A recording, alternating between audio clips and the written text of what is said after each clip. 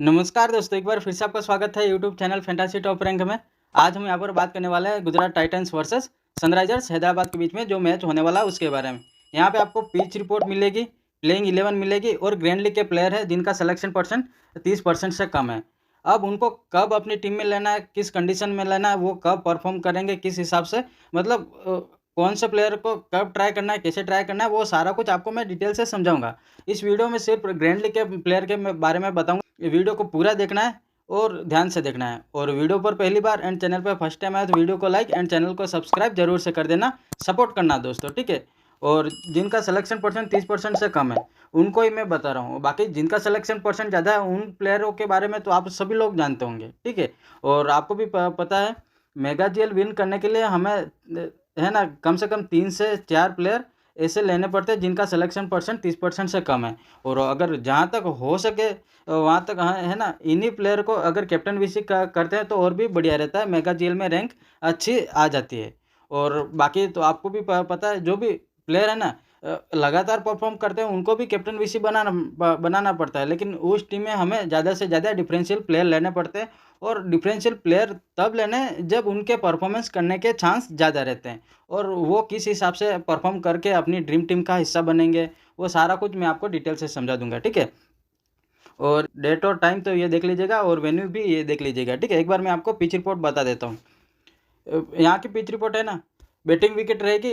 इस मैदान पे अभी तक इस आईपीएल में जितने भी मैच हुए हैं सभी मैचों में स्कोर आराम से 200 के पार भी बना है, ठीक है। और किसी किसी मैच में आपको भी पता है बैटिंग पिच भले होती है लेकिन बैट्समैन उस हिसाब से परफॉर्म नहीं करेंगे तो फिर इसमें पिच की कोई गलती नहीं होती है। बैट्समैन भी बैटिंग पिच पे अच्छे खासे रन बनाने चाहिए। और जो भी क्वालिटी बैट्समैन और मतलब पेसर वगैरह जो भी प्लेयर है वो अच्छा परफॉर्म करते हैं।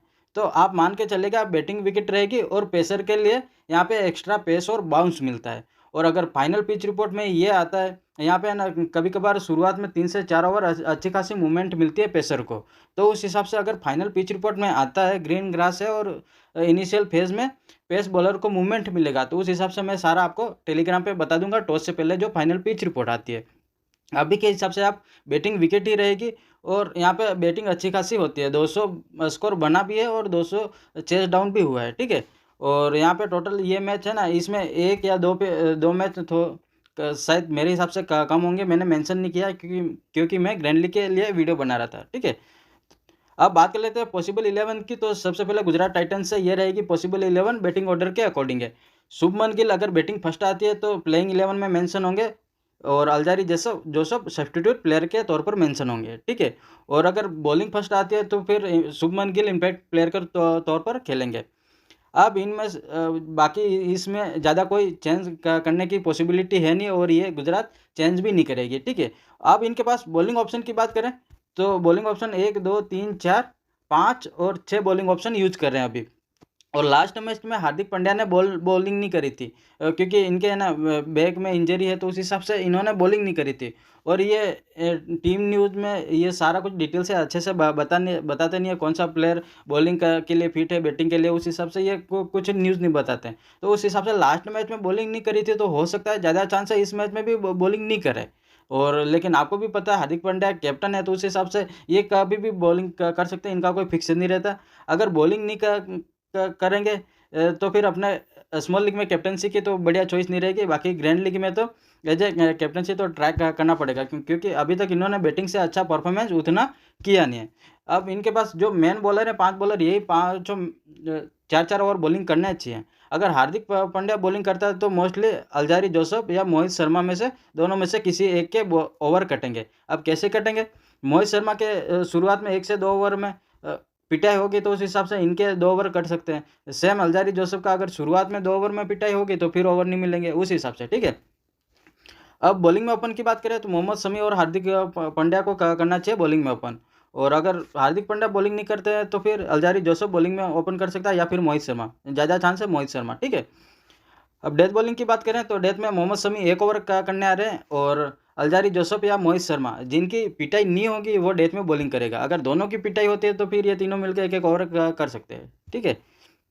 अब बात कर लेते हैं सनराइजर्स हैदराबाद की पॉसिबल 11। तो इनकी तरफ से ये रहेगी पॉसिबल 11 बैटिंग ऑर्डर के अकॉर्डिंग है, ठीक है। अब इनके पास इम्पैक्ट प्लेयर के तौर पर लास्ट मैच में यूज़ नहीं करा था, तो उस हिसाब से लेकिन इनके पास बॉलिंग ऑप्शन मैन बॉलर 1, 2, 3, 4 ही मैन बॉलर रह जाते हैं, ठीक है।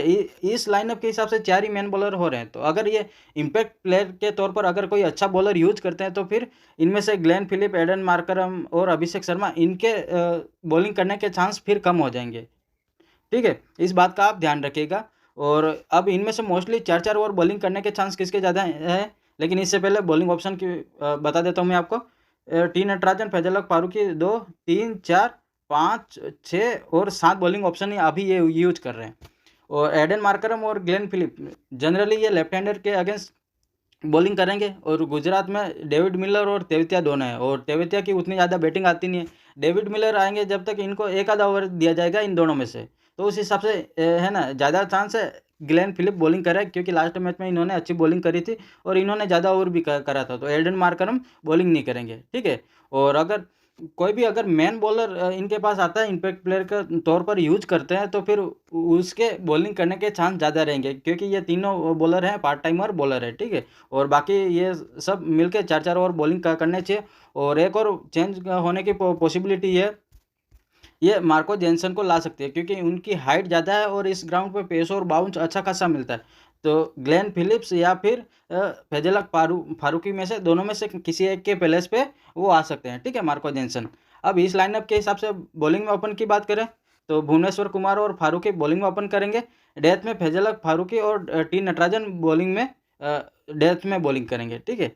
और बाकी भुवनेश्वर कुमार भी डेथ में बॉलिंग करते हैं, लेकिन ये फैजल हक फारूकी, टी नटराजन ये डेथ ओवर स्पेशलिस्ट है। और भुवनेश्वर कुमार भी है, लेकिन क्या होता है, ये भुवनेश्वर कुमार मैन बॉलर है, तो उस हिसाब से ये जल्दी विकेट लेने के चक्कर में इनको ओवर जल्दी कंप्लीट करा दिए जाएंगे, ठीक है। इस बात का आप ध्यान रखिएगा। अब बात कर लेते हैं ग्रैंड लीग के प्लेयर की, वो कैसे परफॉर्म करेंगे। ये प्लेयर हैं जिनका सिलेक्शन परसेंट 30% से कम है, ठीक है। सिर्फ मोहित शर्मा का 30% सिलेक्शन है, अभी मैंने जब स्क्रीनशॉट लिया उस समय। और अब सबसे पहले बात करेंगे ग्लेन फिलिप्स की। तो ग्लेन फिलिप है ना, जब आप हैदराबाद का है ना टॉप ऑर्डर मोहम्मद शमी और मोहित शर्मा, इनसे आप अगर टॉप ऑर्डर शुरुआत में फ्लॉप करवा रहे हो, तो उस हिसाब से इनको बहुत ज़्यादा मौका मिलेगा। और अगर एक आधा ओवर बॉलिंग कर दिया तो एक आधी विकेट मिल गई, तो उस हिसाब से ये क्या ड्रीम टीम का हिस्सा नहीं बन पाएंगे, आराम से बन जाएंगे। अपने को क्या चाहिए, अपने को जो डिफरेंशियल प्लेयर ले रहे हैं वो ड्रीम टीम का हिस्सा होना चाहिए, ठीक है। उस हिसाब से आप सोच के फिर अपनी टीम में लेना, आप अपन किस प्लेयर को फ्लॉप करवा के ना अपन उस प्लेयर को ले रहे हैं उस हिसाब से, ठीक है।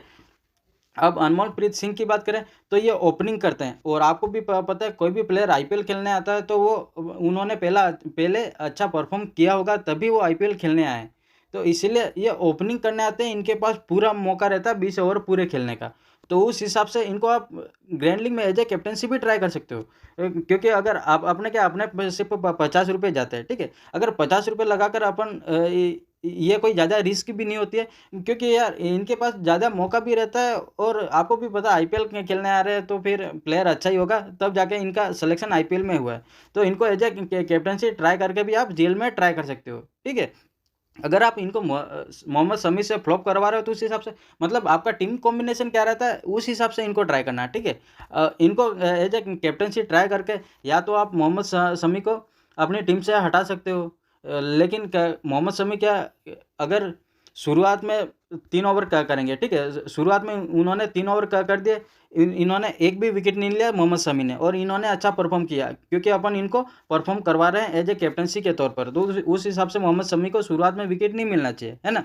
और एक एक विकेट अगर बाद में डेथ में बॉलिंग करने आएंगे उस समय अगर एक विकेट मिलेगी तो अपने एक विकेट से कोई ज़्यादा दिक्कत नहीं होती है। अपन ड्रीम टीम का हिस्सा और डिफरेंशियल प्लेयर तब लेते हैं जो भी प्लेयर 2 विकेट से मतलब कम से कम 2 विकेट ले, ऐसा बॉलर अपन डिफरेंशियल प्लेयर लेने पड़ते हैं, ठीक है। क्योंकि अगर डिफरेंशियल प्लेयर जो भी हम ले रहे हैं अगर वो 2 विकेट नहीं लेगा तो फिर अपने जेएल टीम में लेने से कोई मतलब नहीं रहेगा, 1 विकेट से तो कोई मतलब ही नहीं बनता, ठीक है। और बाकी जो भी अपन बैट्समैन ले रहे हैं वो ड्रीम टीम का हिस्सा होना चाहिए, कम से कम 30 से 35 रन आराम से बनाने चाहिए। अगर 30 से 35 रन बना देते हैं तो ड्रीम टीम का हिस्सा कोई भी बैट्समैन हो जाता है, ठीक है। और अब्दुल समद की बात करें तो अगर इनका हैदराबाद का टॉप ऑर्डर फ्लॉप होता है, इनको ज़्यादा मौका मिलता है, तो ये लास्ट में आके अच्छी खासी हिटिंग कर देते हैं आराम से। अगर 3 से 4 छक्के मार दिए, ये इनके बोनस पॉइंट मिल जाएंगे। अगर 30 रन बना दिए तो फिर ये आराम से 40 से 45 पॉइंट हो जाते हैं। अपन जिस प्लेयर को लेते हैं ना अपनी टीम में, मेगा जीएल की टीम में, अब वो प्लेयर कैसे परफॉर्म करेंगे, अपने को ड्रीम टीम का हिस्सा मतलब अपनी टीम में कैसे बनेंगे, और अपने को मतलब ड्रीम टीम का हिस्सा कैसे बन पाएंगे, वो सारा कुछ सोच के अपना टीम कॉम्बिनेशन क्या रहता है उस हिसाब से उनको अपने टीम में लेने की कोशिश करना। ठीक है। अब अभिनव मनोहर और राहुल तेवतिया की बात करें, तो हालांकि राहुल तेवतिया को उतना ज़्यादा मौका नहीं मिल रहा है, लेकिन क्या एक कॉम्बिनेशन ऐसा भी बनाना पड़ता है, भले सामने वाली टीम मजबूत हो, लेकिन अगर कभी कभार ऐसा भी हो जाता है जैसे कि फैजल हक फारूकी, भुवनेश्वर कुमार या फिर मार्को जेनसन खेले, तो वो शुरुआत में अच्छी खासी स्विंग हुई तो फिर आराम से 2-3 विकेट ले जा सकते हैं। उस हिसाब से इनका गुजरात का टॉप ऑर्डर फ्लॉप हो गया, फिर इनको ज़्यादा मौका मिलेगा, उस हिसाब से अब आपका टीम कॉम्बिनेशन बनाने की कोशिश करना, तो फिर ये आराम से ड्रीम टीम का हिस्सा बन जाएंगे और इनको ज़्यादा मौका मिलेगा, तो ओबियसली बात है ये अच्छे खासे रन भी बना सकते हैं। ठीक है। अब टीन नटराजन की बात करें, तो टीन नटराजन स्पेशली डेथ में बॉलिंग करते हैं, और इनको बॉलिंग फर्स्ट पे ट्राई करना है और बॉलिंग सेकंड पे भी ट्राई कर सकते हो, लेकिन बॉलिंग सेकंड पे किस कंडीशन में ट्राई करना है, जब हैदराबाद पहले बैटिंग कर रही है तो आराम से 200 के स्कोर पार आप बनवा रहे हो हैदराबाद से, तो फिर सेकंड इनिंग में बैटिंग करने वाले गुजरात टाइटंस स्कोर प्रेशर के कारण दबाव में आ जाएगी, तो फिर ये लास्ट में बॉलिंग करने आएंगे, उस समय और ज़्यादा रिक्वायर रन रेट होगी, तो फिर इनको हिट करने जाएंगे, इनको 2 विकेट मिलेंगे उस हिसाब से। ठीक है। बाकी फर्स्ट बॉलिंग पे ये डेथ में 2 ओवर बॉलिंग करते हैं, तो वहाँ पे भी 2 विकेट मिलने के चांस ज़्यादा रहते हैं, वो तो आपको भी पता है। अब अलजारी जोसफ की बात करें, तो ये है ना, इनके पास अच्छा खासा पेस और बाउंस रहता है, और ये 150 से ऊपर भी ये बॉल करते हैं, तो उस हिसाब से और इस ग्राउंड पे अच्छा खासा पेस और बाउंस मिलता है, जिसकी वजह से कोई भी बैट्समैन आसानी से फंस सकता है, और ये आराम से कभी कभार 3 से 4 विकेट ले जा सकते हैं। इनको एज ए कैप्टनशिप भी ट्राई कर लेना और एज ए प्लेयर भी ट्राई कर लेना अपनी जीएल की टीम में। अगर फर्स्ट बॉलिंग आती है तो फिर ये डेथ में भी बॉलिंग कर सकते हैं, और अगर सेकंड बॉलिंग आती है तो फिर अगर गुजरात टाइटन ज़्यादा स्कोर बना दे तो उस हिसाब से ये लास्ट में बॉलिंग करने आएंगे, तो फिर हैदराबाद के जो टेलेंडर बचे होंगे उनके सामने अगर बाउंसर डालेंगे तो इनको फिर 2 विकेट मिलने के चांस ज़्यादा हो जाएंगे। ठीक है। तो उस हिसाब से इनको ट्राई करना। नूर अहमद की बात करें तो फिर नूर अहमद को मोस्टली सेकंड इनिंग में ज़्यादा प्रीफर करना, क्योंकि अगर गुजरात टाइटन अच्छा स्कोर बनाएगी तो फिर नूर अहमद के विकेट लेने के चांस ज़्यादा हो जाएंगे। मैं सारा कुछ एक एक प्लेयर के बारे में आपको डिटेल से समझा रहा हूँ, मतलब आप अपनी तरफ से समझने की कोशिश करना मैं क्या कहना चाह रहा हूँ। ठीक है। मैं ये जो प्लेयर बता रहा हूँ मतलब ये कोई फिक्स नहीं है, ये मेरे हिसाब से मैंने जो सोच रखा है वो मैंने सेलेक्ट किए जिनका सिलेक्शन परसेंट कम है। अब आप थोड़ा सा अलग तरीके से सोच रहे हो, तो फिर आप मतलब इनमें से कोई भी मैंने स्क्रीनशॉट नहीं ले रखा है, मैंने बता नहीं रखा है।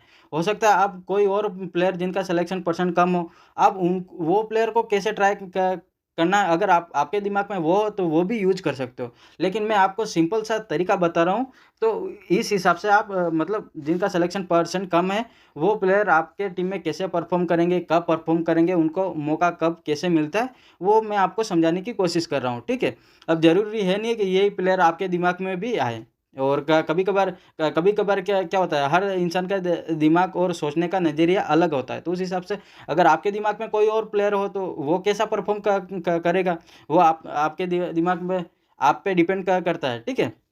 अब मोहित शर्मा की बात करें तो ये भी डेथ में बॉलिंग करते हैं और लास्ट में बॉलिंग करते हैं, सेम सिनेरियो अलजारी जोसफ और इन दोनों का रहता है। ठीक है। लेकिन अलजारी जोसफ के पास पेस है, और ये मोहित शर्मा के पास स्लोवर वन का कटर उस हिसाब से डालते हैं, और ये डेथ में बॉलिंग कर रहे हैं, और स्कोर प्रेशर के कारण अगर हैदराबाद ने है ना लास्ट में फिर टेलेंडर के अगेंस्ट बॉलिंग करेंगे तो इनके भी 2 विकेट मिलने के चांस हो जाएंगे। ठीक है। और फैजल हक फारूकी की बात करें तो ये भी डेथ में बॉलिंग करते हैं 2 ओवर, तो उस हिसाब से इनके भी विकेट लेने के चांस ज़्यादा रहते हैं। मतलब अपन जो डिफरेंशियल प्लेयर ले रहे हैं बॉलर, तो उनको तो 2 विकेट मिलने मतलब मिलेंगे, उस हिसाब से इनको अपनी टीम में ट्राई करना। बाकी अगर 1 विकेट मिलेगा और डिफरेंशियल प्लेयर ले लिया तो फिर अपने कोई मतलब ही नहीं बनता है ना। और ये शुरुआत में अच्छी खासी स्विंग भी कराते हैं, अगर पिच रिपोर्ट में ये आता है ग्रीन ग्रास है और शुरुआत में अच्छी खासी स्विंग हो गई तो उस हिसाब से इनको ट्राई कर लेना। ठीक है। अब मैंने सारे प्लेयर का डिटेल से मैंने एक एक करके मैंने आपको समझा दिया है। आई होप आपको समझ में आ गया होगा मैं क्या कहना चाह रहा हूँ। मैं वो सारा कुछ आप समझ गए होंगे, ठीक है। अब मैंने ये प्लेयर बताए और बाकी अगर आपके दिमाग में कोई और प्लेयर हो तो उनको भी आप ट्राई कर सकते हो, ठीक है। और अगर आपको वीडियो पसंद आए तो वीडियो को लाइक एंड चैनल को सब्सक्राइब जरूर से कर देना, सपोर्ट करना। और अगर आपको मतलब इस वीडियो के लिए जो भी सजेशन हो वो आप कमेंट करके बता सकते हो। और जो भी स्मॉल लीग की टीम है वो मैं फाइनल आपको टेलीग्राम पे बता दूंगा। और अभी स्मॉल लीग के लिए और डेटा के लिए अभी वीडियो बनाना पॉसिबल है नहीं, क्योंकि इसमें बहुत ज़्यादा टाइम लग गया और बहुत ज़्यादा मेहनत लगती है, आपको भी पता है। क्योंकि एक एक प्लेयर के बारे में किस हिसाब से अपनी टीम में ट्राई करना है वो सारा कुछ है ना, सोचना पड़ता है। उस तब जाके आप इतने अच्छे से समझा सकते हो। हालाँकि अगर आपको अच्छे से नहीं समझ में आया तो यार इसमें मैं कुछ नहीं कर सकता, क्योंकि मैंने अपनी तरफ से पूरी कोशिश करी है, ठीक है।